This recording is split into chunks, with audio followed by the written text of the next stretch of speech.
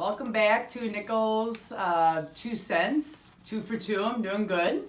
I wanted to follow up with the choline that we talked about yesterday.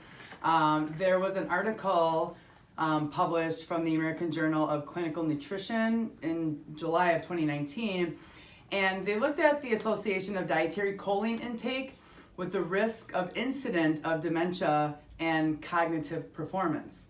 So we talked about yesterday the dietary foods that are high in choline, and eggs are high in choline. So what they looked at was moderate egg intake that's been associated with better cognitive performance, and it could be due to the association that eggs are high in choline, especially the phosphatidylcholine. And so they were looking at things from a dietary standpoint and looking at taking dietary choline or looking at diet and foods that are high in choline and the role in prevention of cognitive decline. So what they did was they had a pretty large population sample base of 2497 dementia-free men age 42 to 60, and they looked at cognitive performance over 4 years.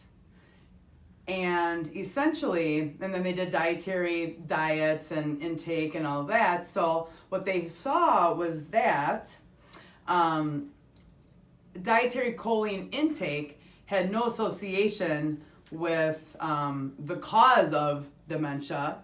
But what they noticed was that choline and phosphatidylcholine intake was associated with better cognitive performance, better cognitive test scores, which was actually assessing frontal temporal lobe functioning.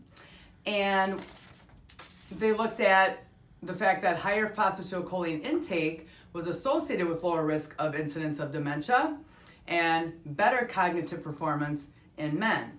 So, we talk about where we get, dietary choline, and eggs have a lot of choline in them. And so we are taught to avoid eggs if we have high cholesterol, right? Because eggs have cholesterol. Well, we're seeing an increased incidence of, neurodegenerative diseases because, we're afraid that if we eat foods that are high in, good fats, that cholesterol is going to be an issue. So at the end of the day, when you look at cholesterol numbers, 20% of that number is truly what is dietary cholesterol. 80% is what the liver makes. So are we causing issues from a cognitive function by not eating foods that are high in fat, especially foods that are high in choline? So I guess my take from this is eat your eggs and eat lots of them. Don't worry about cholesterol. Let's focus on brain health. All right, till next time, everybody, take your choline.